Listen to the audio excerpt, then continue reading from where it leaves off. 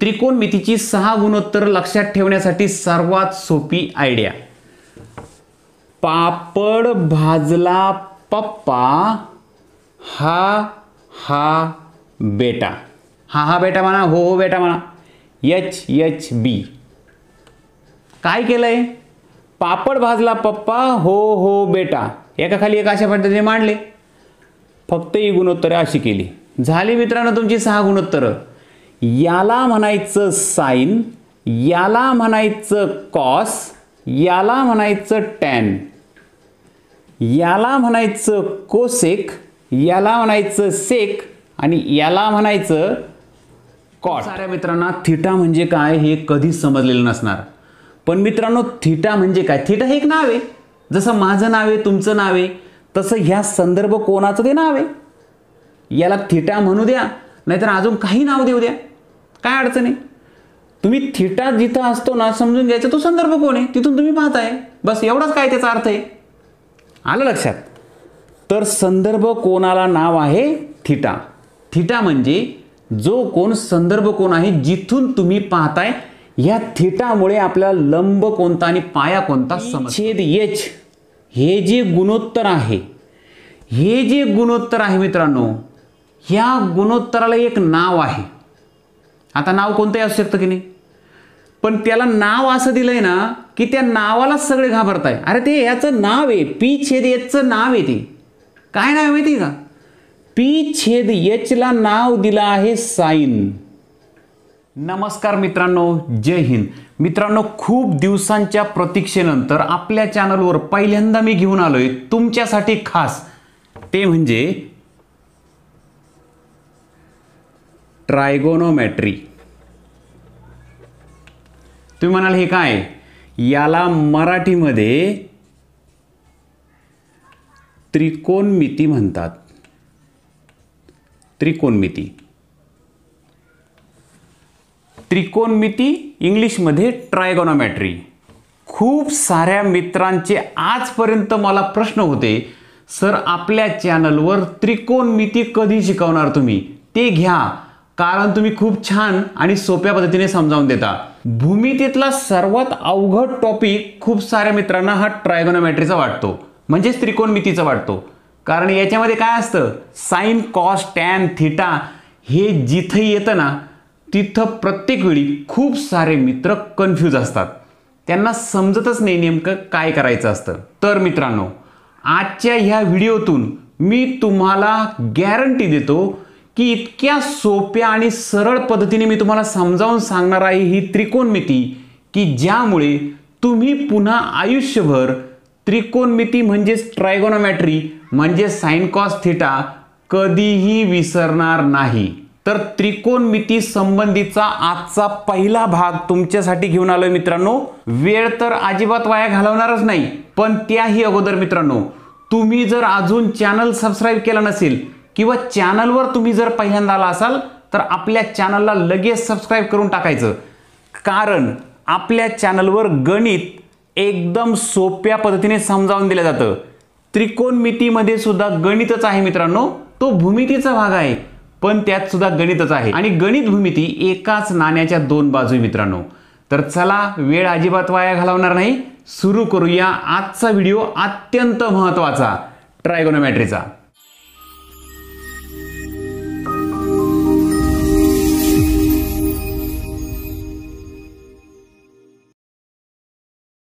एकदम बेसिक पासून जाणार आहोत मित्रांनो. सर्वात पहिल्यांदा समजून घेऊया आपण त्रिकोणमिती म्हणजे काय. तर यामध्ये बघा ट्रायगोनोमेट्री इंग्लिशमध्ये नाव आहे. ट्राय म्हणजे 3, ट्राय म्हणजे 3 हे ग्रीक शब्द आहे मित्रांनो. गोना म्हणजे बाजू आणि मॅट्री म्हणजे मोजमाप. 3 बाजूंचं मोजमाप करण्याची पद्धती म्हणजे ट्रायगोनोमेट्री. मराठीमध्ये सुद्धा तसंच नाव आहे बघा, त्रिकोण. त्रिकोण म्हणजे ज्याला 3 बाजू असतात. मिती म्हणजे मोजणे. त्रिकोणाच्या 3 बाजू मोजण्याची जी पद्धती आहे मित्रांनो त्याला म्हणायचं त्रिकोणमिती. आता तुम्हाला शब्दाचा अर्थ लक्षात आला असणार. त्रिकोणमितीमध्ये 3 अत्यंत महत्त्वाच्या गोष्टी आहेत मित्रांनो, त्या लक्षात घ्या. आता त्रिकोणमितीमध्ये फक्त काटकोनाचा विचार केला जातो. फक्त काटकोन, काटकोन म्हणजेच काटकोन त्रिकोण. असा त्रिकोण की जो काटकोन, ज्याचा एक कोन काटकोन असतो, अशा काटकोन त्रिकोणाचाच विचार केला जातो. त्रिकोण खूप साऱ्या प्रकारचे असतात, पण जे त्रिकोण फक्त काटकोन त्रिकोण असतात ना, त्याचाच विचार ह्या त्रिकोणमितीमध्ये केला जातो. दुसरी अत्यंत महत्त्वाची गोष्ट म्हणजे त्रिकोणमितीमध्ये पायथागोरस प्रमेयाचा उपयोग केला जातो. पायथागोरसचं जे थेरम आहे, पायथागोरसचं जे प्रमेय, त्याचा उपयोग केला जातो. आणि तिसरी अत्यंत महत्त्वाची गोष्ट म्हणजे त्रिकोणमितीमध्ये समरूप त्रिकोणाचे गुणधर्म वापरले जातात. समरूप त्रिकोण याचाही विचार केला जातो. जेव्हाही तुमच्या समोर हा शब्द येईल मित्रांनो, त्रिकोणमिती म्हणजेच ट्रायगोनोमेट्री, त्यावेळेस लक्षात ठेवायचं आपल्याला ह्या 3 गोष्टींचा तिथं विचार करावा लागतो. फक्त काटकोन त्रिकोणाचा विचार होतो, त्याच्यामध्ये पायथागोरसच्या प्रमेयाचा वापर होतो. आता पायथागोरसचं जे प्रमेय आहे ते काटकोन त्रिकोणासंबंधीचे. काटकोन त्रिकोणाचा विचार करायचा म्हणजे आपोआप पायथागोरसच्या प्रमेयाचा तिथं उपयोग होणार. आणि समरूप त्रिकोण, आता यातलं काटकोन त्रिकोण तुम्हाला माहिती म्हणजे असा त्रिकोण की ज्याचा एक कोन काटकोन असतो. पायथागोरस तुम्हाला माहिती मित्रांनो, पायथागोरसचं प्रमेय काय आहे? कर्णाची लांबी म्हणजे इथं जर ABC म्हटलं तर एसीची लांबी जर एसीची लांबीचा वर्ग केला तर तो उरलेल्या 2 बाजू, म्हणजे उरलेली बाजू कोणती आता ABचा वर्ग अधिक दुसरी बाजू कोणती BCचा वर्ग. अशा पद्धतीने या 2 बाजूंच्या वर्गाच्या बेरजे इतका कर्णाचा वर्ग असतो. हे आहे मित्रांनो पायथागोरसचं प्रमेय, जे आपल्याला जनरली माहीत असतं. या पहिल्या 2 गोष्टी आपल्याला माहिती मित्रांनो. ही तिसरी सुद्धा माहिती, समरूप त्रिकोण म्हणजे काय. तर समरूप त्रिकोण माहीत जरी असलं तरी परत एकदा समजावून देतो की ह्या त्रिकोणमितीमध्ये समरूप त्रिकोणाचा यूज का होतो, वापर का होतो. उदाहरणार्थ मित्रांनो, मी इथं एक त्रिकोण काढतो बघा. हा एक काटकोन त्रिकोण आहे. या काटकोन त्रिकोणामध्ये हा कोन काटकोन आहे, म्हणजेच हा 90 अंशाचा आहे. उरलेले 2 जे कोन आहे ते मी इथं घेतो 45 अंश आणि दुसरा घेतो 45 अंशाचा. बरोबर. आता याला नाव देऊया ABC. हा एक काटकोन त्रिकोण आहे मित्रांनो. हा दिसताना तुम्हाला छोटा दिसतोय, पण मोबाईलमध्ये जशी आपण एखादी इमेज मोठी करायची असल्यानंतर आपण झूम करतो बघा, तसा हा काटकोन त्रिकोण जर झूम केला, मोठा केला, तर तो कसा दिसणार आहे? तर तो असा दिसेल. बरोबर. आता कोन मात्र त्याचे 45 अंशाचेच राहतील, फक्त काटकोन त्रिकोणाचा आकार बदलणार आहे. बरोबर. आकार बदलल्यामुळं काय होतं, हा त्रिकोण आणि हा त्रिकोण एकच आहे मित्रांनो, फक्त हा झूम केलेला आहे, मोठा केला आणि इकडे ठेवला. हा जर असा कमी केला तर तो बरोबर एवढा तयार होऊ शकतो. म्हणजेच हे 2 कोन सारखेच आहे, कारण याचाही कोन 45, याचाही कोन 45, इथंही 90 अंशाचा सेम कोन इकडे आहे बघा, 45 45 90. मग ह्या 2 त्रिकोणामध्ये नेमका फरक काय झाला? तर ह्या 2 त्रिकोणामध्ये फरक झाला तो म्हणजे त्याच्या बाजूंची लांबी बदलली. BCची लांबी जेवढी होती त्यापेक्षा इकडे ABC या BCची लांबी वाढली, कोन मात्र तेच राहिले. म्हणजे हे 2 जे कोन आहे ते कोन, त्यांना नाव देऊ शकतो आपण, त्याला म्हणायचं समरूप त्रिकोण. समरूप म्हणजे ज्याचे कोन सारखे आहे, बाजू मात्र सारख्या नाही, पण बाजू मात्र विशिष्ट प्रमाणात बदलतात. म्हणजे BC जेवढी वाढली त्याच प्रमाणात AB सुद्धा वाढली इकडे झूम केल्यावर, आणि त्याच प्रमाणात हा कर्ण सुद्धा वाढला इकडे. बाजू प्रमाणात असतात आणि कोन मात्र सारखेच असतात, याला समरूप त्रिकोण म्हणतात. समरूप त्रिकोण कशाला म्हणायचं तुमच्या लक्षात आलं असेल. याचं छोटं रूप हे आहे, याचं मोठं रूप हे आहे, तर हे नाव आहे समरूप. समरूप नाही म झालता तिथं, तर समरूप. आलं लक्षात. आता याचा उपयोग का होतो त्रिकोणमितीमध्ये, तर ते उदाहरण समजावून देतो बघा. समजा मित्रांनो एक उंच झाड आहे. हे एक उंच झाड, एक प्रतीक म्हणून मी काढतो बघा इथं असं उंच झाड. मला जमेल तसं काढतोय मित्रांनो, झाडासारखं दिसलं पाहिजे फक्त.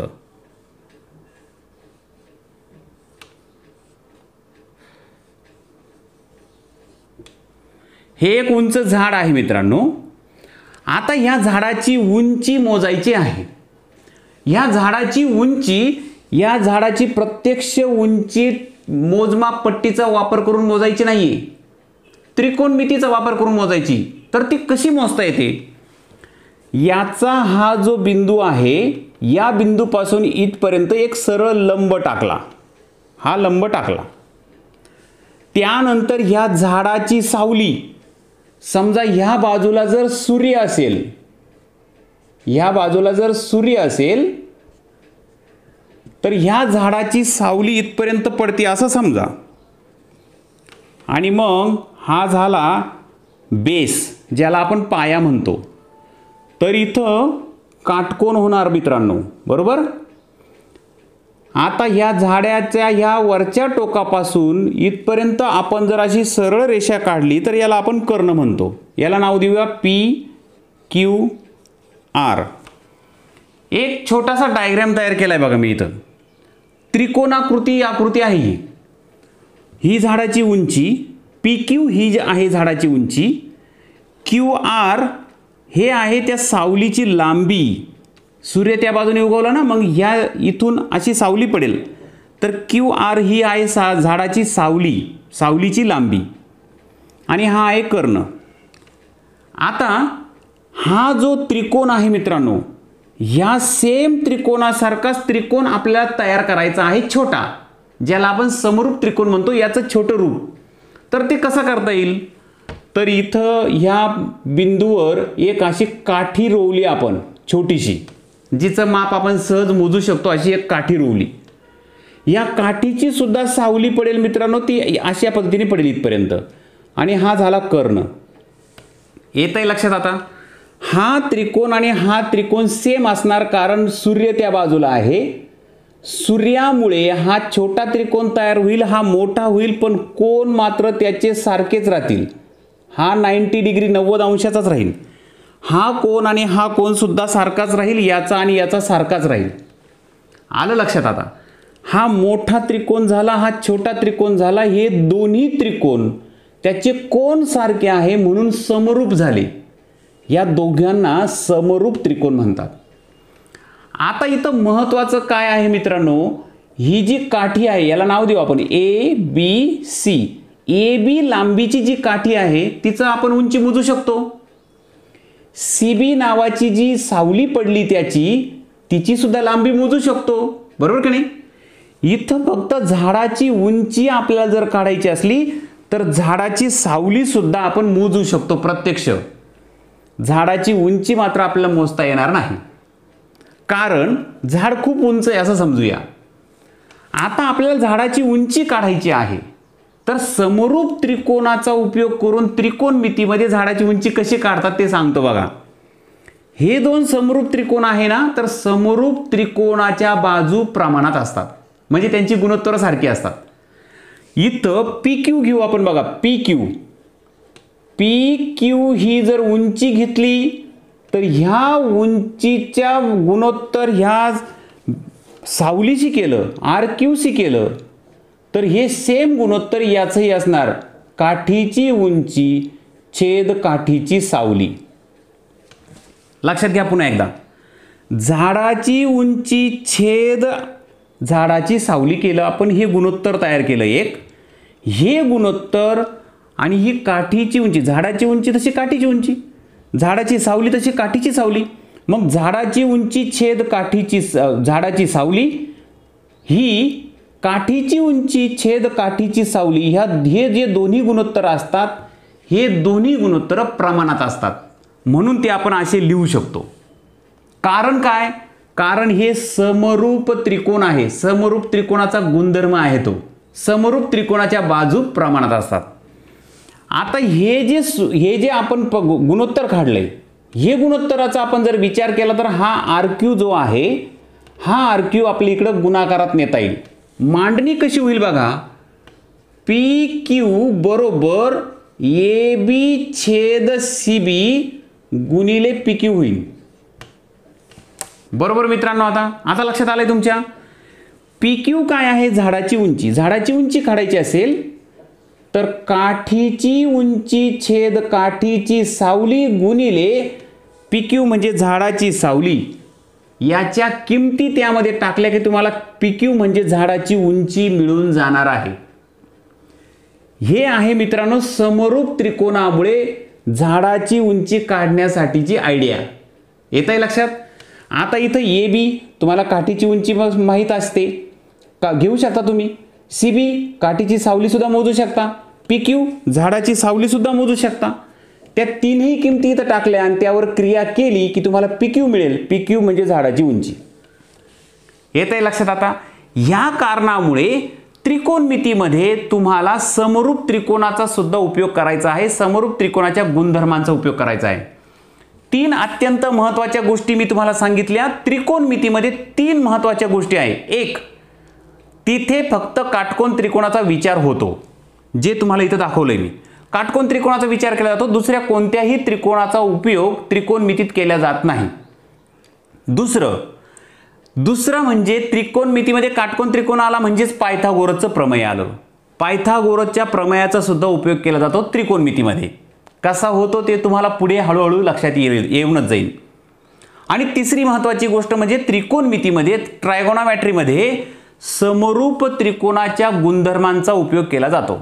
हे जर तुमच्या लक्षात आलं असेल मित्रांनो आता, तर तुम्हाला इथं तुमच्या हेही लक्षात येईल की आपण फक्त झाडाचीच उंची नाही, तर जी उंची आपल्याला प्रत्यक्ष टेपने मोजता येत नाही, मोजपट्टीचा वापर करून मोजता येत नाही, त्या सर्व प्रकारची उंची आपण या पद्धतीने समरूप त्रिकोणाच्या गुणधर्माने काढू शकतो. तर तुम्ही स्वतः अंदाज करा की मी एक उदाहरण सांगितलंय, तुम्ही स्वतः अंदाज करायचं की असे कोणकोणत्या गोष्टींचं मोजमाप आपल्याला ह्या समरूप त्रिकोणाच्या गुणधर्मावरून करता येईल.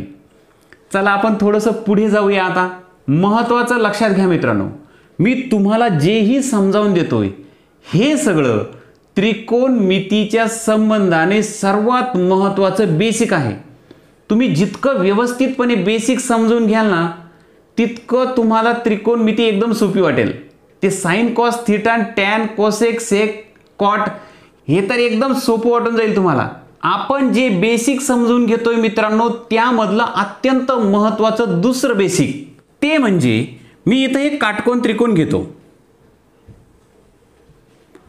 अशा पद्धतीने. याला नाव देऊया पी क्यू आर. हा काटकोन त्रिकोण आहे.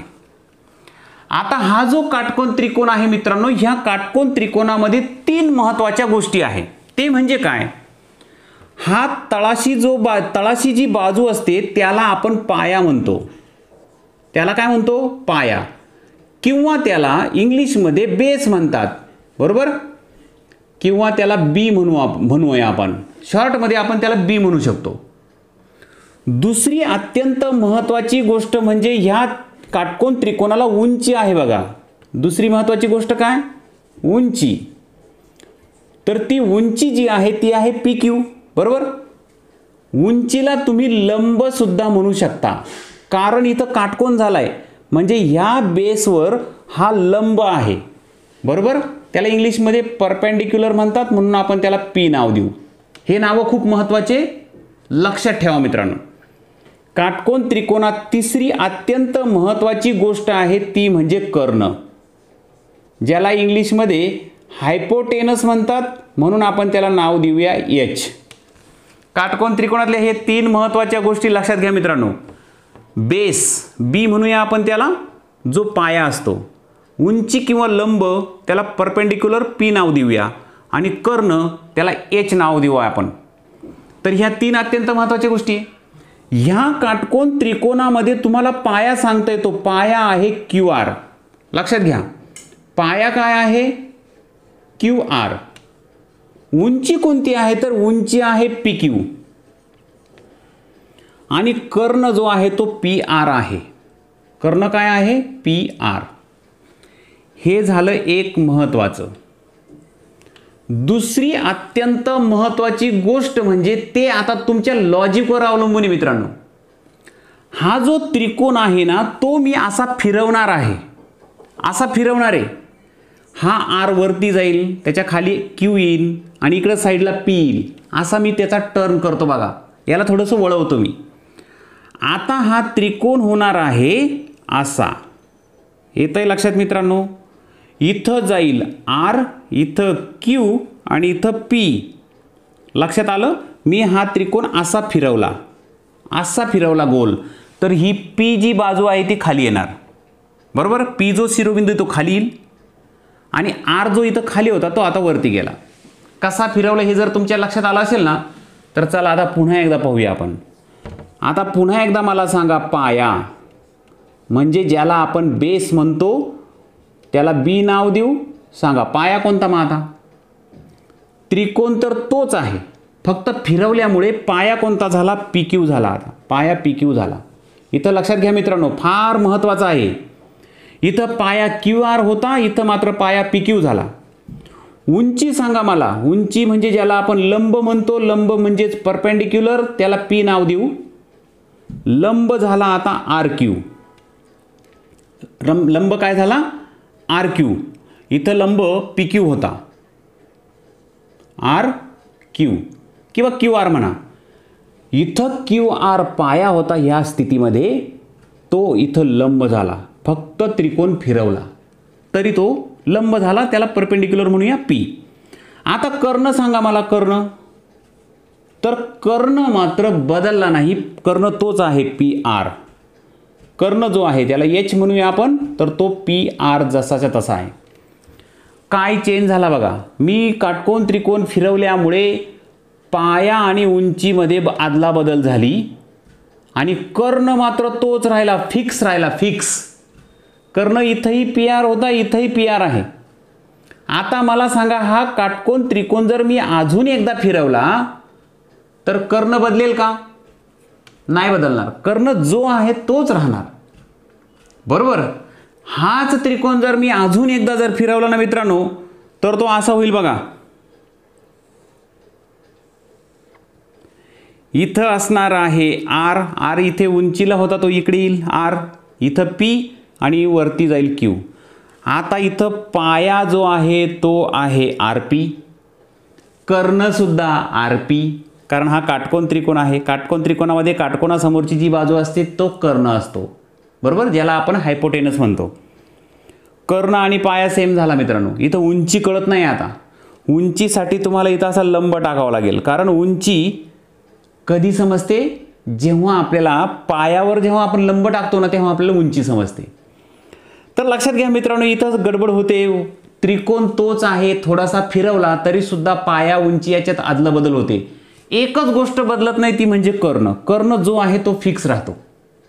आता मला सांगा, आपल्याला ज्या ज्याही वेळी त्रिकोणमितीमध्ये पायाची किंमत घ्यायची असेल, ज्या ज्यावेळी उंचीची किंमत घ्यायची असेल, तेव्हा आपल्यासमोर असा काटकोन त्रिकोण असणार.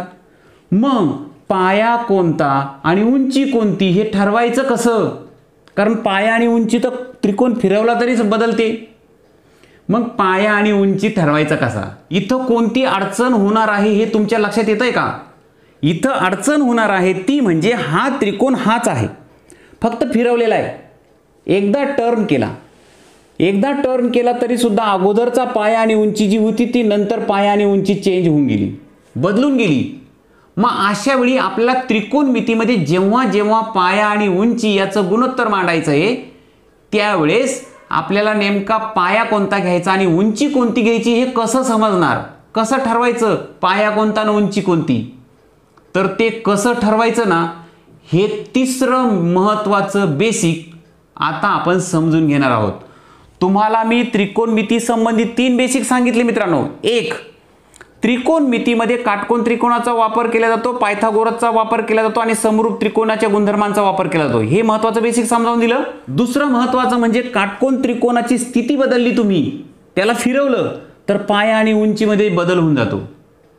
तर तो बदल जर झाला तर तिसरं महत्त्वाचं बेसिक आपल्याकडे माहीत असलं पाहिजे की मग एखाद्या काटकोन त्रिकोणामध्ये पाया कोणता आणि उंची कोणती हे कसं ठरवायचं. सर्वात महत्त्वाची अडचण हीच आहे खूप साऱ्या मित्रांची. त्रिकोणमितीमध्ये पाया आणि उंची कशी ठरवायची आणि पाया आणि उंचीला त्रिकोणमितीमध्ये काय म्हणतात, या दोन अत्यंत महत्त्वाच्या गोष्टी आता आपण समजून घेऊया. तिसरं बेसिक. पुन्हा एकदा त्यासाठी मित्रांनो मी घेणार आहे एक काटकोन त्रिकोण.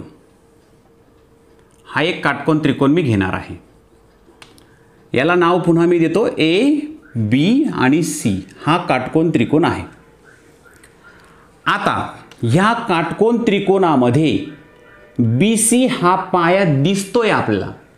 ए बी ही त्याची उंची दिसते, म्हणजेच परपेंडिक्युलर, ज्याला लंब म्हणतो आपण. ही पी ची किंमत ए बी आहे. पी जो आहे तो ए बी आपण म्हणणार आणि बी सीला नाव दिलंय आपण काय, बेस म्हणजेच बी. आणि हा जो ए सी आहे तो कर्ण आहे. काटकोन त्रिकोणामध्ये तीन ज्या महत्त्वाच्या गोष्टी आहेत त्यामध्ये पाया, उंची आणि कर्ण, यामध्ये आत्ताच आपण पाहिलं की हा काटकोन त्रिकोण कितीही कसाही फिरवला कर्ण बदलत नाही. का बदलत नाही? कारण तो काटकोनासमोरची जी बाजू असते तो कर्ण असतो. आता हा त्रिकोण तुम्ही कितीही फिरवला तरी काटकोनासमोर तो ए सी असणारच आहे. त्याच्यामुळं कर्ण हा फिक्स असतो, हे महत्त्वाचं लक्षात ठेवा. अडचण आहे ती म्हणजे पाया कोणता आणि उंची कोणती मानायची, कसं ठरवायचं ते. तर त्यासाठी एक सोपी आयडिया करू आपण. मी तुम्हाला या सी कोनाचा विचार करायला लावतो बघा. या सी कोनामधून इथं तुम्ही उभे असं समजा. या ठिकाणी तुम्ही उभे आणि इकडे पाहताय. सी कोनातून तुम्ही इकडे पाहताय. हा तुमचा डोळा आहे असं समजा. सोपं आहे की नाही? हा तुमचा डोळा आहे असं समजा आणि ह्या डोळ्याने तुम्ही इकडे पाहताय. सी कोनातून तुम्ही जर पाहत असाल तर तुम्हाला उंची कोणती दिसेल? येत आहे लक्षात? सी कोनातून तुम्ही पाहत असाल तर तुम्हाला उंची ही ए बी हीच उंची दिसणार आहे. ए बी हाच लंब दिसणार आहे, ज्याला परपेंडिक्युलर म्हणतो आपण. बरोबर? मग आता इथं मी लिहितो बघा. सी कोनाला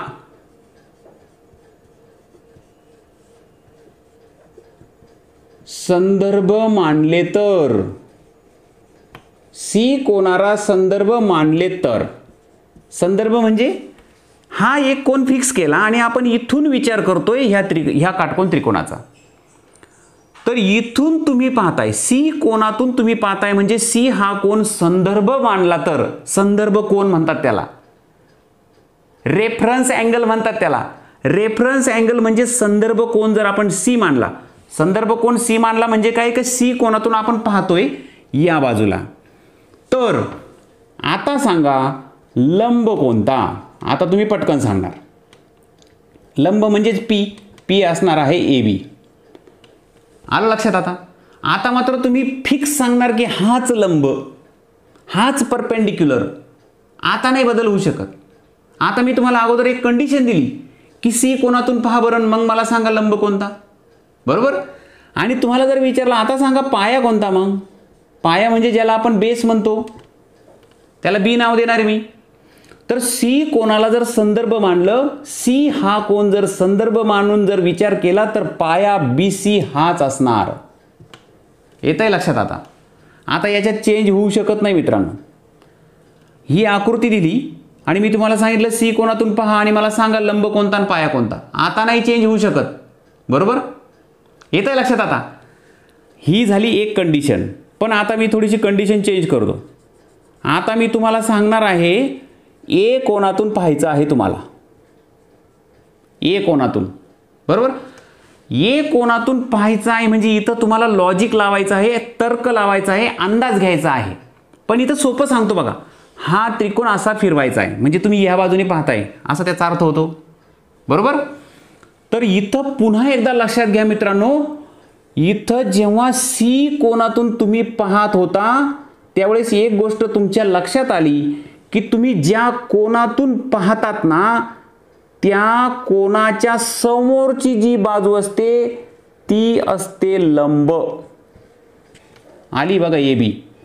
ज्या कोनातून तुम्ही पाहिलं, ज्या कोनाला तुम्ही संदर्भ मानलं त्या कोनाच्या समोरची बाजू तिला म्हणायचं लंब. आता यात बदल होणारच नाही. आलं लक्षात. संदर्भ कोनाच्या समोरची बाजू लंब आणि उरलेली बाजू पाया. किती सोपं आहे. संदर्भ कोनाच्या समोरची बाजू लंब आणि संदर्भ कोनाच्या आता उरलेली जी बाजू राहील ती पाया असणार. फक्त लक्षात काय ठेवायचं आहे, संदर्भ कोनाच्या समोरची बाजू जी असणार आहे ती लंब असणार. आता सेम ट्रिकचा यूज करायचा मित्रांनो इकडे. आता तुम्ही सी कोनातून पाहताय, सी कोनातून पाहताय, इथं तुमचा डोळा आहे असं समजा, या डोळ्याने तुम्ही इकडे पाहताय. संदर्भ कोनाच्या समोरची बाजू लंब असते. आत्ताच आपण समजून घेतलं, ही ट्रिक आहे मित्रांनो. परंतु हा काटकोन त्रिकोण जर तुम्ही असा फिरवला ना तर हा सी वरती जाईल, बी इथं खाली येईल आणि ए इकडे जाईल. बरोबर. इकडून तुम्ही पाहताय ना, ए कोनातून पाहताय ना, मग हा जो बी सी तयार होईल इकडे असा फिरवल्यानंतर तर तो लंबच असणार. जो कोन संदर्भ कोन असतो त्याच्या समोरची बाजू ही लंब असते. आता ही कंडिशन दुसरी बघा. ए कोनातून पाहिल्यास, ए कोनाला संदर्भ कोन मानले तर, येतंय लक्षात. ए कोनाला जर संदर्भ कोन मानले तर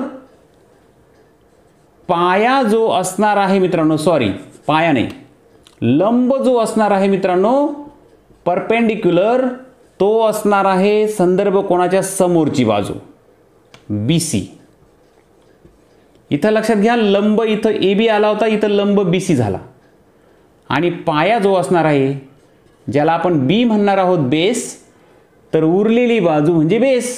आता उरलेली बाजू बेस म्हणजे हा जर लंब झाला तर उरलेल्या ह्या दोन बाजू आहे, तर याला बेस नका म्हणू तुम्ही, कारण हा कर्ण आहे तो फिक्स आहे, तो बदलतच नाही, हा कर्णच राहणार आहे. मग उरलेली हीच बाजू फक्त, म्हणून याला AB ला तुम्ही म्हणणार पाया.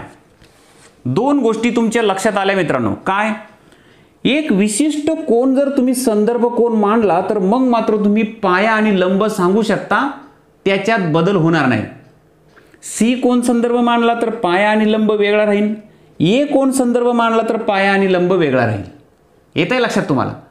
मग हा जो संदर्भ कोन आपण जो मानतो, इथं मी सी कोन संदर्भ कोन मांडला होता अगोदरच्या कंडिशनला, इथं हा जो संदर्भ कोन म्हणतो ना आपण, तुम्ही कोणत्या कोनातून पाहत आहात ह्या प्रश्नाचं उत्तर तुम्हाला कुठून मिळतं माहिती का.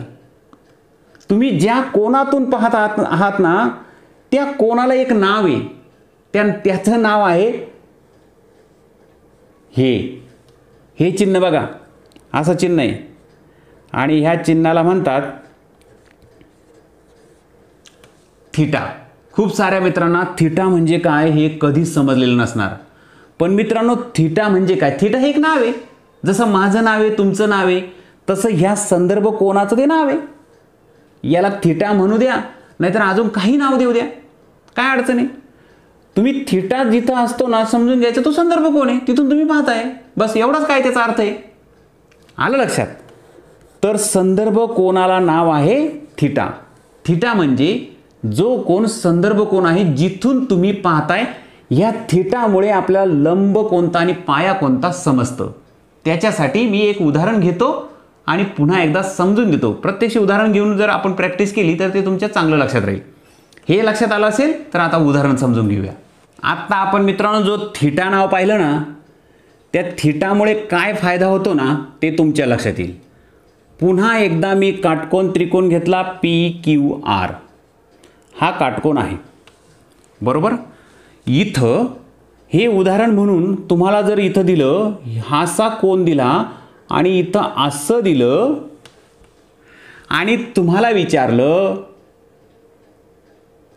पाया कोणता, पाया म्हणजेच बेस कोणता, आणि दुसरा प्रश्न विचारला उंची कोणती, उंची जाऊ द्या आपण त्याला लंबच म्हणूया, लंब कोणता, ज्याला आपण P म्हणूया म्हणजे परपेंडिक्युलर, आणि तिसरं विचारलं कर्ण कोणता, ज्याला आपण हायपोटेनस म्हणणार आहोत, H म्हणू. अशी आकृती दिली आणि तुम्हाला विचारलं बेस सांगा, परपेंडिक्युलर सांगा आणि हायपोटेनस सांगा. आता बेस म्हणजे काय, तर ती उरलेली बाजू, लगतची बाजू, ह्या कोणाच्या लगतची बाजू, ह्या कोणाच्या लगतची बाजू, ह्या कोणाला चिटकून जी बाजू आहे ती, हा तर कर्ण आहे. मग कोणाच्या लगतची बाजू म्हणजेच त्याला बी नाव दिलंय आपण, त्याला पाया म्हणू. खूप सारे नाव आहे, आता तुम्हाला जे नाव योग्य वाटेल ते वापरा. कोणाच्या लगतची बाजू म्हणजेच पाया, ह्या कोणाच्या समोरची बाजू म्हणजे लंब. बरोबर, समोरची बाजू म्हणजे लंब, लगतची बाजू म्हणजे पाया आणि उरलेला असतो कर्ण. अशी एक आकृती दिली, तुम्हाला विचारलं पाया कोणता, लंब कोणता, कर्ण कोणता. आता कर्ण फिक्स आहे, काटकोना समोरची बाजू म्हणजे कर्ण, पी आर हा आहे कर्ण, पी आर. एक उत्तर मिळालं मित्रांनो. तुम्हाला आता विचारलं पाया कोणता सांगा. आता तुमचं कन्फ्युजन दूर झालं असणार, तुमचा गोंधळ दूर झाला असणार, कारण पाया आणि लंब सारखा बदलायचा. मग पाया कोणता घ्यायचा आणि लंब कोणता घ्यायचा, कशावरून ठरवायचं, तर ते ह्यावरून ठरवायचं. बघा, हा थीटा जिथं असेल ना, बरोबर, हा थीटा जिथं असेल ना तो संदर्भ कोण आहे, आणि संदर्भ कोणाच्या समोरची बाजू म्हणजे लंब. आलं लक्षात, संदर्भ कोणाच्या समोरची बाजू म्हणजे लंब, लंब आहे पी क्यू आणि उरलेली बाजू असणार आहे मित्रांनो पाया, जी आहे क्यू आर. या पद्धतीच्या आकृतीमध्ये इथं थीटा जर दिला तर पाया तुमचा क्यू आर हाच असणार, म्हणजे त्या थीटाच्या लगतची बाजू क्यू आर हीच असणार, दुसरी नाही, ती नाही बदलू शकत आता, कारण थीटा दिलाय तुम्हाला, संदर्भ कोण दिलाय, लंब पी क्यूच असणार कारण थीटा दिलाय, संदर्भ कोण दिलाय तुम्हाला, कोणत्या कोनातून तुम्ही पाहताय, संदर्भ कोण कोणता मानायचा हे सांगितलं इथं या आकृतीत. पण हेच जर मी थोडंसं चेंज केलं, हा एक प्रश्न झाला, पण मी जर इथं असा थीटा दिला, आता मात्र ही उत्तरं बदलतील. आता तुम्हाला पुन्हा एकदा विचारलं, आता सांगा, ह्या आकृतीवरून सांगा बेस कोणता, परपेंडिक्युलर कोणता आणि हायपोटेनस कोणता. आता कसं सांगणार, पुन्हा एकदा, संदर्भ कोण कोणता आहे पहा, तो आहे हा. संदर्भ कोणाच्या समोरची बाजू म्हणजे लंब, perpendicular Q R, Q R हा झाला लंब. उरलेली बाजू पाया पी क्यू आणि कर्ण मात्र फिक्स आहे मित्रांनो, कर्ण कधीही बदलत नाही. तुम्हाला आता मित्रांनो एक गोष्ट पक्की समजली असणार, एखादा त्रिकोण दिला आणि त्यामध्ये थीटा दिलं, एखादा कोण थीटा म्हणजे संदर्भ कोण दिला, तर तुम्ही आता पाया, लंब आणि कर्ण सांगू शकता. कर्ण तर सगळेच सांगतील कारण कर्ण बदलतच नाही, काटकोनासमोरची बाजू कर्ण असते. पाया आणि लंब मात्र तुम्ही फिक्स सांगू शकता, आता पाया कोणता आणि लंब कोणता. जर मित्रांनो तुम्हाला आता असा काटकोन त्रिकोण दिला, त्यामध्ये एक कोण संदर्भ कोण दिला ज्याला आपण थीटा म्हणतो, तो दिल्यानंतर तुम्हाला त्या काटकोन त्रिकोणामध्ये पाया कोणता आणि लंब कोणता, म्हणजे थीटाच्या समोरची, संदर्भ कोणाच्या समोरची बाजू कोणती आणि लगतची बाजू कोणती हे जर सांगता यायला लागलं, तर मित्रांनो तुम्हाला आता त्रिकोणमिती समजून घ्यायला काहीही अडचण नाही, एकदम सोपं होऊन जाईल तुमच्यासाठी, इथपर्यंत तुम्हाला जर समजलं असेल तर. आता त्रिकोणमितीमध्ये समरूप त्रिकोणाचे जे गुणधर्म असतात, समरूप त्रिकोणाच्या बाजू या प्रमाणात असतात, ते जे गुणोत्तर आपण घेतो, ती गुणोत्तर आपल्याला समजून घ्यायची आहे. आणि ती गुणोत्तर कशी तयार होतात ना, तेही समजून घ्यायचं आहे. चौथं बेसिक त्रिकोणमितीचं, जे त्रिकोणमितीची पहिली पायरी, ते आता आपण समजून घेऊया. तर त्यासाठी पुन्हा एकदा एक त्रिकोण घेतो मी, जो काटकोन त्रिकोणच असणार आहे, कारण त्रिकोणमितीमध्ये काटकोन त्रिकोणाचाच उपयोग केला जातो. MNP त्रिकोणाचं नाव आहे थोडं बदलून घेतलं मित्रांनो. हा काटकोन त्रिकोण आहे, या काटकोन त्रिकोणामध्ये हा संदर्भ कोण देतोय मी तुम्हाला, हा संदर्भ कोण आहे. हा संदर्भ कोण जर घेतला तर संदर्भ कोणाच्या समोरची जी बाजू असते MN ही लंब असणार. आता हे आपण आता समजून घेतलं. लंब त्याला आपण P म्हणू. आता लक्षात ठेवा मित्रांनो, लंब म्हटलं की त्याला आपण P म्हणणार आहे. P म्हणजे परपेंडिक्युलर, ज्याचा अर्थ पुन्हा लंबच होतो.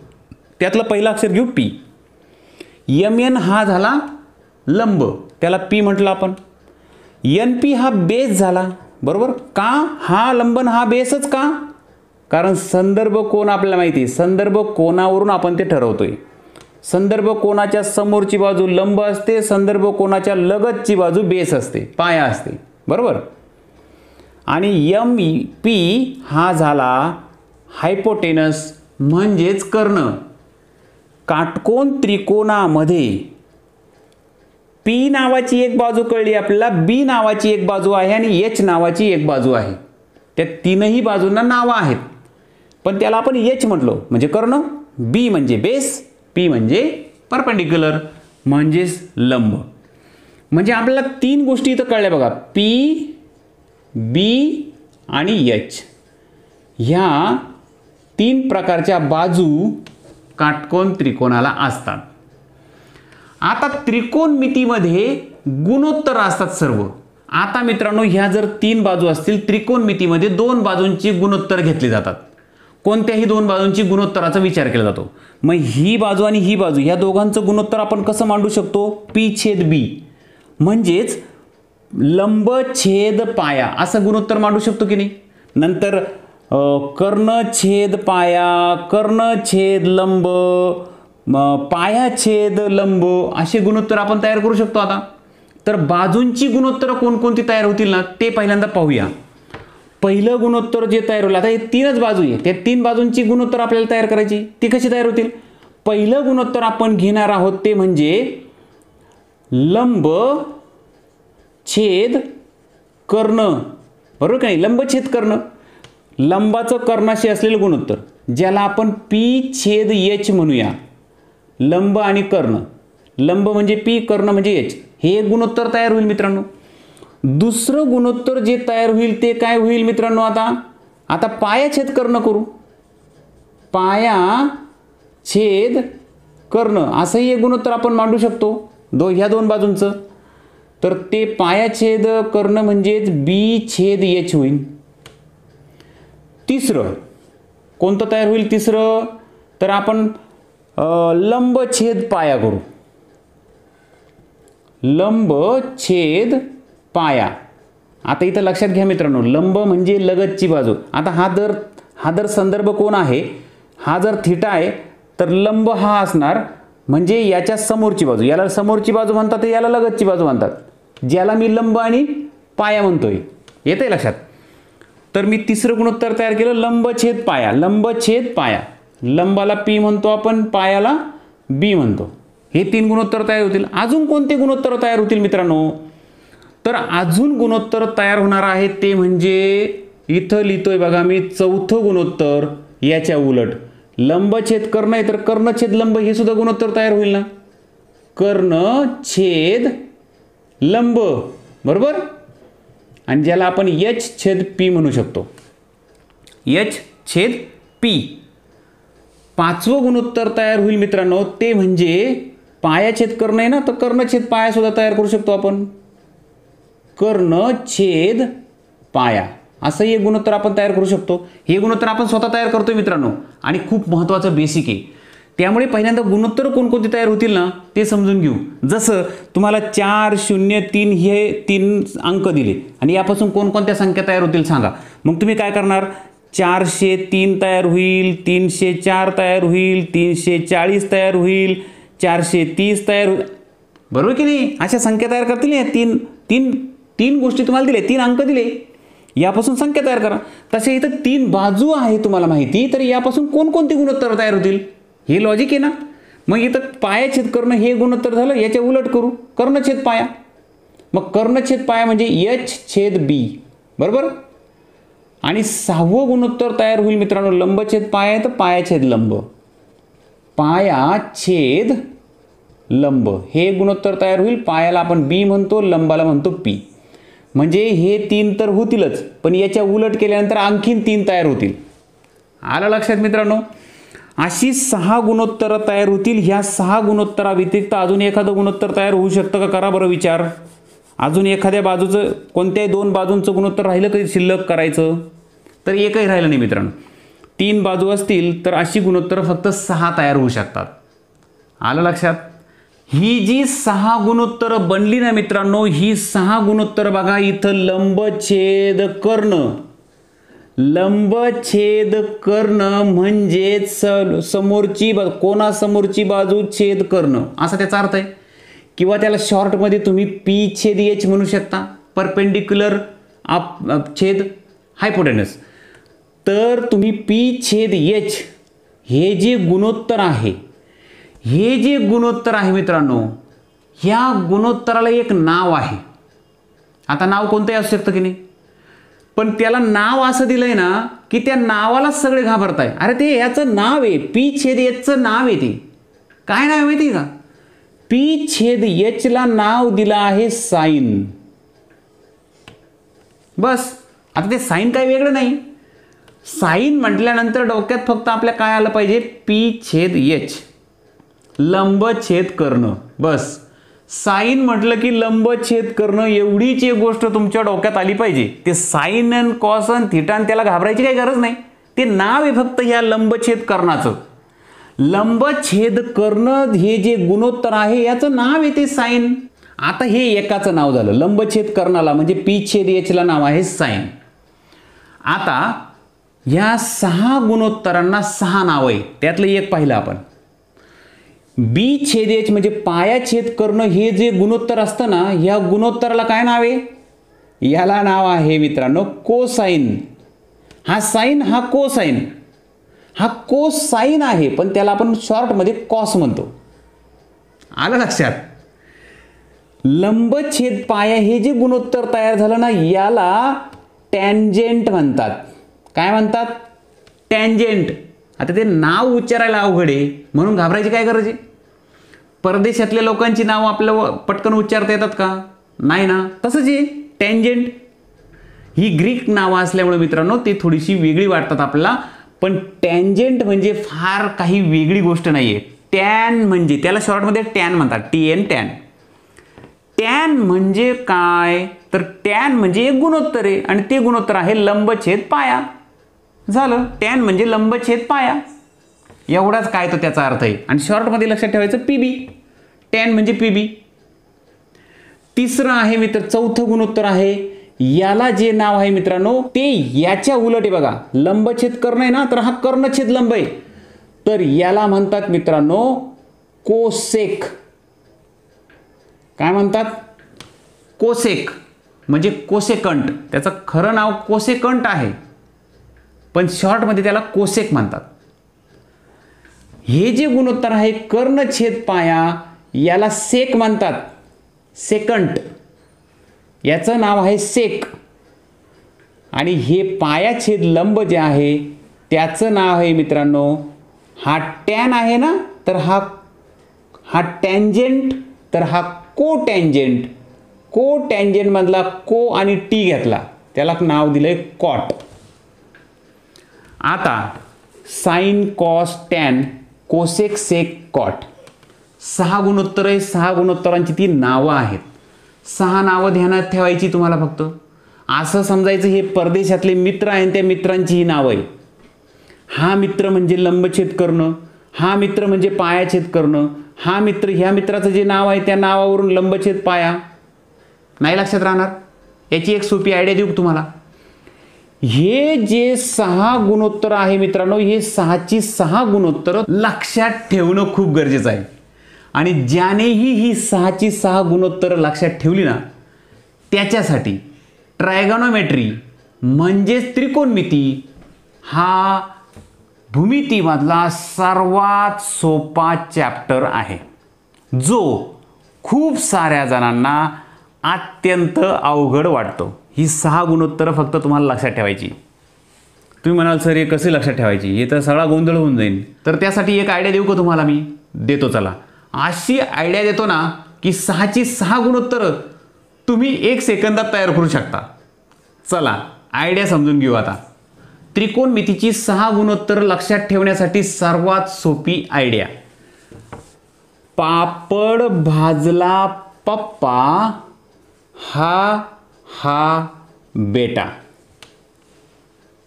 लक्षात राहील? पापड भाजला पप्पा, PBP, हा बेटा, हो बेटा. हा बेटा म्हणा, हो बेटा म्हणा. HB. काय केलंय? पापड भाजला पप्पा हो हो बेटा, एकाखाली एक अशा पद्धतीने मांडले. फक्त ही गुणोत्तरे अशी केली. झाली मित्रांनो तुमची 6 गुणोत्तरं. याला म्हणायचं साइन, याला म्हणायचं कॉस, याला म्हणायचं टॅन, याला म्हणायचं कोसेक, याला म्हणायचं सेक आणि याला म्हणायचं कॉट. बस झालं काम. तयार करूया चला 6ची 6 गुणोत्तर. तुम्ही म्हणशाल याला साइन म्हणायचं आणि याला कोसेक कसं काय म्हणायचं? तर साइन म्हटलं की असं वाचायचं बघा. साइन म्हटलं का पीएच म्हणायचं आणि कोसेक म्हटलं का उलटं वाचायचं HP. साइन आणि कोसेक हे एकमेकाच्या गुणाकार व्यस्तामध्ये असतात. रेसिप्रोकल म्हणतात त्याला. उलटपालट असतात एकमेकाच्या. कॉस BH आहे ना तर सेक HB असणार. टॅन PB आहे ना तर कॉट BP असणार. आणि शोधलं कसं? पापड भाजला पप्पा PBP हो हो बेटा HHB. काय अवघड आहे का आता हे लिहायला? त्यात अशा रेषा मारून दिल्या. साइन कॉस टॅनवर नाव दिलं, कोसेक सेक कॉट असं नाव दिलं. पहिलं साइन, साइनचं गुणोत्तर काय मग? PH. दुसरं कॉस, कॉसचं गुणोत्तर काय? BH. तिसरं टॅनचं गुणोत्तर काय? टॅनचं आहे PB. येतंय लक्षात मित्रांनो आता? चौथा काय, पाचवा काय आणि सहावा काय हे तिघं याच्या उलट आहे. हा आहे कोसेक, तो असणार आहे HP. हा आहे मित्रांनो कॉसच्या उलट असणार आहे सेक. हा असणार आहे HB आणि हा आहे कॉट, कोटँजंट म्हणजेच असणार आहे BP. ही 6 गुणोत्तरं लक्षात ठेवण्यासाठी एकदम सोपी आयडिया आहे. साइन म्हणजे काय मित्रांनो? परपेंडिक्युलर भागिले कर्ण, लंब छेद कर्ण. कॉस म्हणजे काय? बेस छेद कर्ण म्हणजेच येतंय लक्षात? पाया छेद कर्ण. इथं आहे लंब छेद पाया, कर्ण छेद लंब, कर्ण छेद पाया, पाया छेद लंब. येतंय लक्षात? अशा पद्धतीने तुम्ही ही 6 गुणोत्तरं एकदम सोप्या पद्धतीने लक्षात ठेवू शकतात. अशा पद्धतीने तुम्ही त्याचा सराव करा. ज्याच्याही ह्याचाही एकदा दोनदा तुमचा सराव झाला ना मित्रांनो, तोंडी पाठ होऊन जातात. हे एक फार सोपं आहे. साइन कॉस टॅन जर लक्षात राहिलं ना तर त्याच्या उलट केलं का कॉस सेक कॉट होतं, कोसेक सेक कॉट होतं. तर ही लक्षात ठेवण्याची एकदम सोपी पद्धत मी तुम्हाला सांगितली. ही गमतीदार पद्धती मित्रांनो, हे काही पुस्तकात वगैरे तुम्हाला कुठं पाहायला मिळणार नाही. हे लक्षात ठेवण्याची एक ती आयडिया होती. तर तुम्ही ती पुस्तकात शोधाल आणि परत विचाराल मला की हे पुस्तकात आहे का? तर तसं काही पुस्तकात नसतं मित्रांनो अशी आयडिया वगैरे. अजून एक महत्त्वाचं मित्रांनो, हे त्रिकोणमितीचं संबंधीचं किंवा ट्रायगोनोमेट्रीच्या संबंधीचं मी जे काही तुमच्याशी बोलतोय, जे बेसिक तुम्हाला समजावून देतोय ना, तर त्यासाठी मी खूप रिपीट बोलतोय. काही गोष्टी मी पुन्हा पुन्हा सांगतोय का? तर त्या लक्षात राहाव्या म्हणून. एकदा तुम्हाला ह्या गोष्टी लक्षात राहिले, हे रेशो लक्षात राहिले ना, हे गुणोत्तर लक्षात राहिले ना, मग तुम्हाला काहीच अडचण राहणार नाही. त्रिकोणमिती एकदम सोपी होऊन जाईल तुमच्यासाठी. खूप सारे मित्र असे कमेंट करतात की एकच गोष्ट रिपीट नका करत जाऊ. पण मित्रांनो तुम्हाला पटकन समजते, सगळ्यांना नाही समजत. खूप सारे मित्र असे आहेत की त्यांना एखादी गोष्ट 2-3 वेळा सांगितल्याशिवाय लवकर लक्षात येत नाही. तो त्यांचा दोष नाही मित्रांनो. एकदा लक्षात आल्यानंतर ते सुद्धा तुमच्या बरोबरच असणार आहे. तर आपल्याला सगळ्यांना सोबत घेऊन जायचं मित्रांनो. त्यामुळे असू द्या, 1-2 वाक्य रिपीट झाले तरी काळजी करायची नाही. तेवढं तुम्ही फास्ट घ्या. वाटलं तर तुम्ही एखाद्याला पटकन समजत असेल त्याने व्हिडिओ स्पीडमध्ये लावा, 1.5चा स्पीड लावा, 2चा स्पीड लावा, पटपट पहा. पण ज्याला समजत नाही त्याला मात्र व्यवस्थितपणे मला सांगू द्या. चला आता रेशो तुम्हाला लक्षात आले. आता मित्रांनो या गुणोत्तरांचा उपयोग करून काही उदाहरणं आपण समजून घेऊया. त्या उदाहरणांमुळे काय होईल की हे जे गुणोत्तर आहेत, ही गुणोत्तर तुमचा सराव देखील होईल, तुमची पाठ देखील होतील आणि ह्या गुणोत्तरांचा वापर करून काही उदाहरणं कशी असतात तीही तुमच्या लक्षात येतील. पुन्हा एक आकृती घेतली मित्रांनो. ही PQR त्रिकोण आहे, काटकोन त्रिकोण. यामध्ये R जो कोन आहे तो थीटा आहे, म्हणजे संदर्भ कोन आहे. तुम्हाला मी पहिला प्रश्न विचारला साइन थीटा याचं रेशो सांगा, गुणोत्तर सांगा. दुसरा विचारला कॉस थीटाचं गुणोत्तर सांगा, कॉस थीटा. तिसरा विचारला टॅन थिटाचं गुणोत्तर सांगा. चौथा विचारला कोसेक थिटाचं गुणोत्तर सांगा. पाचवा सेक आणि सहावा कॉट थिटा सेक थिटा. या सर्वांची गुणोत्तरं तुम्हाला विचारली. आता लक्षात घ्या मित्रांनो, साइन थिटा म्हणजे काय? थिटा म्हणजे संदर्भ कोन. हा संदर्भ कोन आहे म्हणजे आपल्याला इथून पाहायचं आहे, लक्षात राहू द्या. बरोबर, इथून पाहतोय आपण. साइन थिटा म्हणजे काय? तर साइन थिटा म्हणजे P/H. बरोबर, P/H. याची गुणोत्तर एकदा लिहूनच घेऊ ना, जी आपल्याला लक्षात ठेवायची आहे. साइन थिटा म्हणजे PH आहे, तर परपेंडिक्युलर ह्या थिटाचा परपेंडिक्युलर P लंब हा असणार, H हा असणार मित्रांनो. H म्हणजे कर्ण आणि बेस हा असणार. इथून जर पाहत असाल तर मित्रांनो, इथून जर तुम्ही पाहत असाल तर हा लंब असणार, P हा असणार, B हा असणार आणि H हा असणार. साइन थिटा म्हणजे P/H. मग P/H कोणता आहे बघा, PQ/PR. PQ/PR. साइन थिटाचं तुम्हाला गुणोत्तर मिळालं, PQ/PR. Cos theta. आता कॉस थिटा म्हणजे काय? तर B/H. बरोबर, आता B/H, B आहे QR/PR, QR/PR. गुणोत्तर तयार करतोय आपण. बरोबर, टॅन थिटा कशाला म्हणायचं? तर P/B होतो. P/B कसा काढणार मग तुम्ही? P म्हणजे PQ/QR, PQ/PR. येत आहे लक्षात मित्रांनो. कोसेक थिटा, आता हा कोसेक जो असतो ना तो साइनच्या उलट असतो, म्हणजे HP, H/P. आणि मग याच्या उलट करून टाका, PR/PQ. बरोबर, हा जो असतो मित्रांनो हा कॉसच्या उलट असतो. सेक जो असतो कॉसच्या उलट असतो, HB. आणि मग हे इथं उलट करून टाका, PR/QR. तर H आहे PR आणि B आहे QR. अशा पद्धतीने. आणि शेवटचा आहे मित्रांनो B/P. इथं दिलाय बघा PQ/PR. तर PR/PQ. अशा पद्धतीने. एक चूक झाली मित्रांनो, PR जो आहे तर B विचारलाय तुम्ही. मी इथं PR जो लिहिलाय तो B नाही आहे, तर B म्हणजे बेस, तर इथं QR पाहिजे, QR.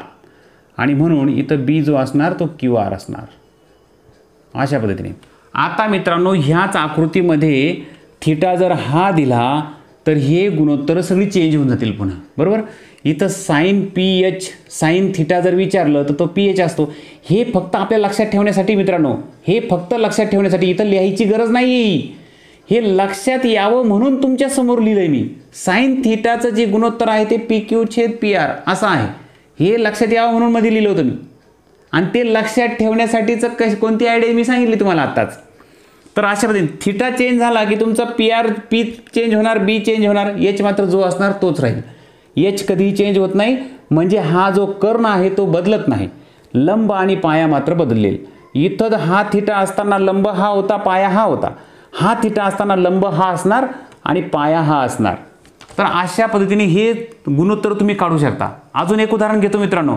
आता प्रत्यक्ष इथं संख्या देतो, म्हणजे त्या बाजूंची लांबी देतो, त्यावरून गुणोत्तर कसं काढायचं ना तेही समजावून घेऊ. एक आकृती तुमच्या समोर घेतली. ह्या आकृतीमध्ये त्रिकोण ABC काटकोन दिसतोय. AB ची लांबी 3 सेमी, BC ची लांबी 4 सेमी. तुम्हाला विचारलं साइन A बरोबर किती? साइन A म्हणजे काय? तर हा थिटा आहे, हा संदर्भ कोन आहे. इथं साइन A विचारला म्हणजे हा संदर्भ कोन मानायचा. टॅन A बरोबर किती? तर टॅन A म्हणजे तर पुन्हा टॅन A साठी हा संदर्भ कोन. इथं कॉट C विचारलं म्हणजे हा संदर्भ कोन. इथं काढताना याचं उत्तर काढताना संदर्भ कोन हा ठेवावा लागणार. आलं लक्षात? तर याची गुणोत्तर आपल्या इथं तयार करायची. कशी काढणार? साइन A कसा काढणार? टॅन A कसा काढणार? कॉस C कसा काढणार? तर त्यासाठी आपल्याला तिन्ही बाजूंची लांबी माहीत असली पाहिजे अगोदर. याची 3 आहे, याची 4 आहे. बरोबर ना? तर कर्णाची लांबी आपल्याला काढावी लागणार. कर्णाची लांबी काढताना पायथागोरसच्या प्रमेयाचा उपयोग होईल. बरोबर, पायथागोरसचं प्रमेय काय आहे?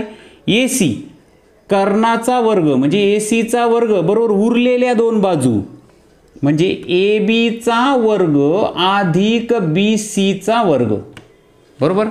उरलेल्या दोन बाजूंच्या वर्गाची बेरीज हा कर्णाच्या वर्गा इतकी असते. हे पायथागोरसचं प्रमेय. मग ए सीचा वर्ग काढताना ए बीचा वर्ग करा. ए बीचा वर्ग आहे 3, 3 त्रिक 9 होतील. बी सीचा वर्ग करा. 4 सेंटीमीटर आहे, 4 चौक 16 होतील आणि दोघांचं उत्तर येईल 25. मग ए सीचा वर्ग बरोबर जर 25 आलं, ए सीचा वर्ग बरोबर 25 आलं तर ए सीची किंमत येईल कर्णी चिन्ह वर्गमुळामध्ये 25 आणि म्हणून उत्तर येईल 5. तर ए सी मिळाला मित्रांनो आपल्याला 5. याची किंमत आली 5 सेमी. इथं पहिल्यांदा तुम्हाला पायथागोरसच्या प्रमेयाचा उपयोग करून तुम्हाला कर्ण काढावा लागला. कदाचित तुम्हाला ह्या दोन बाजू देतील, ही देणार नाही. येतंय लक्षात. तर तुम्हाला पायथागोरसच्या प्रमेयाचा पहिल्यांदा उपयोग करावा लागला.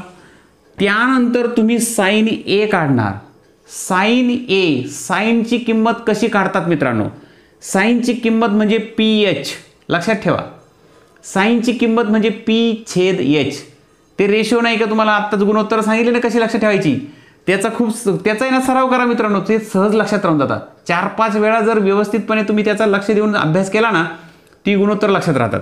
साइन ए म्हणजे पी एच. हे माहितीसाठी मुद्दाम लिहितो, हे नाही लिहिलं तरी चालेल. P H.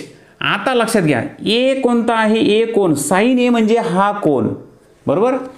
हा संदर्भ कोण असेल तर परपेंडिक्युलर हा असणार म्हणजे लंब हा असणार. संदर्भ कोणाच्या समोरची बाजू ही असते लंब. मग लंब आहे 4 सेमी, पी आहे 4 सेमी.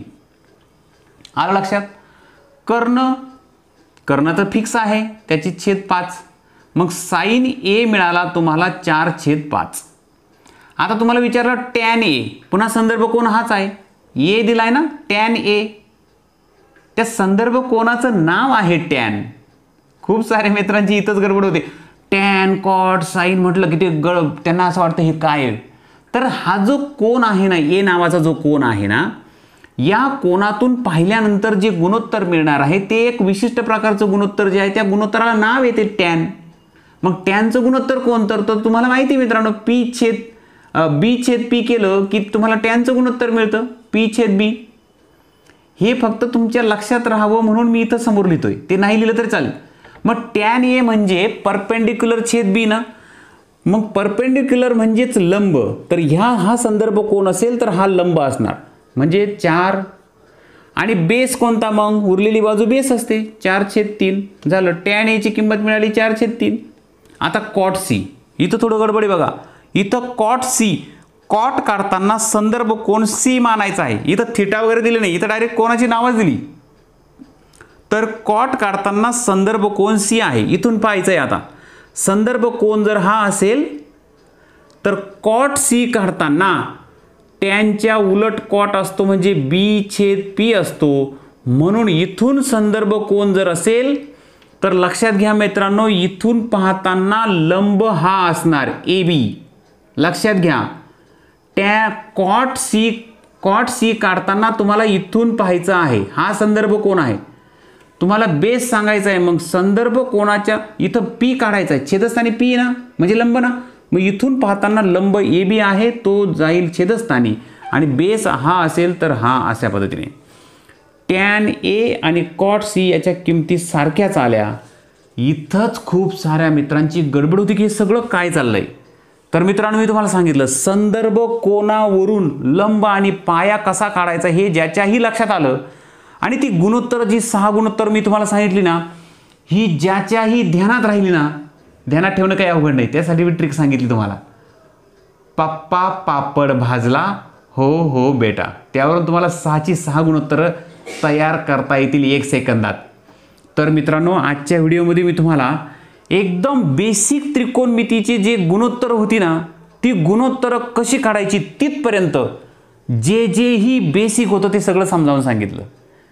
त्रिकोणमितीमध्ये कशाचा उपयोग होतो, थिटा कशाला म्हणतात, पाया आणि जी उंची लंब असतो तो नेमका कोणता, कसा ठरवायचा, हे कसं ओळखायचं तेही सांगितलं. जी गुणोत्तर 6 गुणोत्तर आहे ती कशी तयार होतात आणि त्या प्रत्येक गुणोत्तराला काय नाव आहे ना तेही समजावून दिलं. त्या गुणोत्तराला तेच नाव आहे हे कसं लक्षात ठेवायचं, तर त्यासाठी एक छोटीशी आयडिया सुद्धा तुम्हाला दिली. व्हिडिओ जरा मोठा झाला मित्रांनो, पण एकदम व्यवस्थितपणे तुम्हाला समजावून सांगण्यासाठी इतका वेळ लागला मित्रांनो, आणि व्हिडिओ त्यामुळे मोठा होणारच आहे. व्हिडिओ मोठा जरी झाला असला मित्रांनो तरी सुद्धा मला खात्री की एकदम बेसिक पासून एकदम सोप्यात सोप्या पद्धतीने तुम्हाला त्रिकोणमितीचा बेस मी तुम्हाला समजावून सांगितला आहे. काही महत्त्वाची जी उदाहरणं आहेत ती उदाहरणं सुद्धा समजावून सांगितली. मला खात्री मित्रांनो त्रिकोणमितीचा हा पहिला व्हिडिओ तुमच्या लक्षात आला असणार. त्रिकोणमिती यावर आधारित मी तुम्हाला पूर्ण सिरीज देणार आहे मित्रांनो, ज्यामुळे त्रिकोणमितीच्या संबंधी तुमची कधीही अडचण राहणार नाही. हा पहिला व्हिडिओ कसा वाटला नक्की सांगायचं. व्हिडिओ आवडला असेल तर व्हिडिओला लाईक करायला विसरायचं नाही. या संबंधी तुम्हाला काही शंका असेल, काही अडचण राहून गेली असेल तर आपल्या ह्या व्हिडिओच्या खाली कमेंट बॉक्समध्ये लिहायला विसरायचं नाही. शंका राहिली नसेल मित्रांनो तर तुमचा प्रतिसाद सुद्धा आपल्या ह्या व्हिडिओच्या खाली लिहायचा. व्हिडिओबद्दलचा प्रतिसाद, व्हिडिओ कसा वाटला ते तुम्ही ह्या व्हिडिओच्या खाली कमेंट बॉक्समध्ये लिहायला अजिबात विसरू नका मित्रांनो. म्हणजे मला पुढचा व्हिडिओ देताना तितकाच उत्साह राहील, तितकाच आनंद होईल. तर चला मित्रांनो, व्हिडिओ कसा वाटला नक्की सांगा. व्हिडिओ आवडला असेल तर लाईक करायला विसरायचं नाही. चॅनलवर पहिल्यांदा आला असाल, चॅनल अजून सबस्क्राईब केला नसेल तर आपला चॅनल सबस्क्राईब करायला अजिबात विसरायचं नाही मित्रांनो. चॅनल लगेच सबस्क्राईब करून घ्या. त्रिकोणमितीच्या संबंधी पुढचे जे व्हिडिओ येतील ना, चॅनल सबस्क्राईब करून ठेवल्यामुळं पुढचे व्हिडिओ तुम्हाला आपोआप मिळून जातील. आणि हा व्हिडिओ तुम्हाला जर महत्त्वाचा वाटला असेल मित्रांनो, खूप भारी वाटला असेल तर हा व्हिडिओ तुमच्या मित्रांना शेअर करायला विसरू नका. खूप साऱ्या मित्रांचं हे जे साइन कॉस थीटा आहे ना, हे जे त्रिकोणमिती ट्रायगोनोमेट्री आपण ज्याला म्हणतो, त्यामध्ये खूप साऱ्या मित्रांची अडचण आहे. माझा उद्देश आहे मित्रांनो, त्रिकोणमिती तुम्हाला एकदा हा जो चॅप्टर आहे हा तुम्हाला एकदम सोपा जावा. म्हणूनच मित्रांनो इतक्या हळूवारपणे हा टॉपिक मी तुम्हाला समजावून सांगतोय. या पुढील व्हिडिओमध्ये सुद्धा मित्रांनो इतक्याच व्यवस्थितपणे हळूवारपणे तुम्हाला हा टॉपिक समजावून सांगणार आहे. अजिबात काळजी करायची नाही मित्रांनो. त्रिकोणमिती आपली व्हिडिओ पाहिल्यानंतर त्रिकोणमिती येणार नाही असं होऊच शकत नाही मित्रांनो. तर चला, तुमचा प्रतिसाद नक्की कळवा. असाच पुढचा व्हिडिओ घेऊन लवकरच येईल मित्रांनो तुमच्या भेटीला. तोपर्यंत जे समजावून दिलं त्याचा सराव करा, जे गुणोत्तर आहे त्याचा टेबल पाठ करा. तोपर्यंत मित्रांनो बाय बाय, जय हिंद.